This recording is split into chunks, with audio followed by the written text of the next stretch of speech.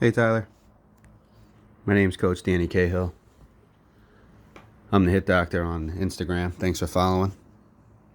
I just want to tell you that your swing is advanced, especially for a kid your age. This is pretty much what I do for a living: is analyze swings, send them back to kids, and then I provide some drills and exercises that get you strong in the right areas to help you improve over time.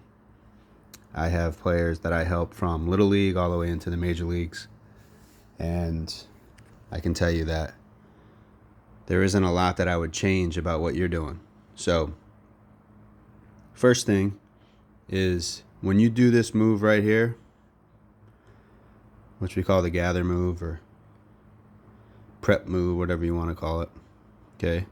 The one thing I want you to be aware of, and I'd like to know some feedback from you, is do you feel the energy in your glute, which is your butt, and your hamstring underneath the leg? Or is it in the knee and the quad on top of the leg?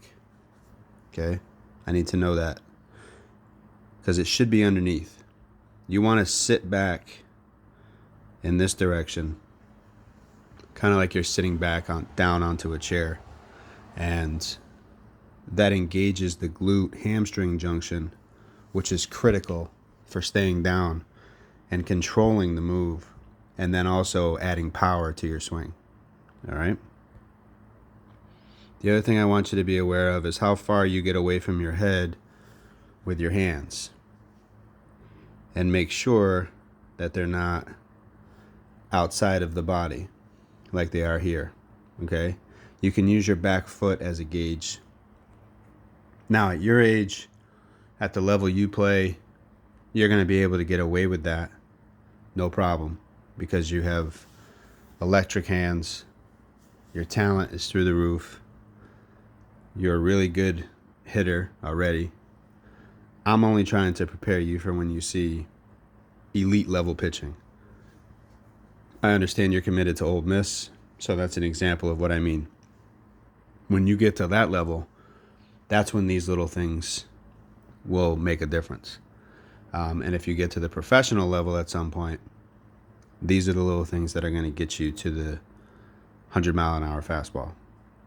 All right? Or keep you from hitting it. So just be aware of that. We don't want too much space between your hands and your body, or your hands and your face, and we don't want them outside the back foot. Okay? So now, as you move forward, okay, I like that. So as you move forward, there should be some resistance here from your core. All right? This part of your body should be moving back in that direction. Okay? As you move this way, you should be pulling back this way with your core. Okay? Your rear should be trying to turn that direction. What we say is back pocket to the pitcher. Now, that doesn't mean there has to be a big turn. There doesn't have to be counter rotation. You'll see some major leaguers have a lot of it, like Gleyber Torres comes to mind, or Javi Baez, or Bo Bichette, those kind of guys, Alex Verdugo. These guys have a pretty good amount of counter rotation as they move out. Everybody's a little different. What I'm saying is that you need to have resistance. So as long as you're resisting the move forward and creating a separation of sorts or a tension in the core, then you're going to be able to unwind here rather than push. Okay? So you see how you're kind of pushing forward here with your hands instead of turning? All right? That's what we call a push. That's a little bit of length. It just means you're using your arms and your chest more than your back and your butt. It's that simple. Now, I don't want you to think you have to change your swing or anything. I'm just talking about where the power and where the efficiency comes from, so that you can feel like it is an effortless swing rather than an effort-filled swing. Okay?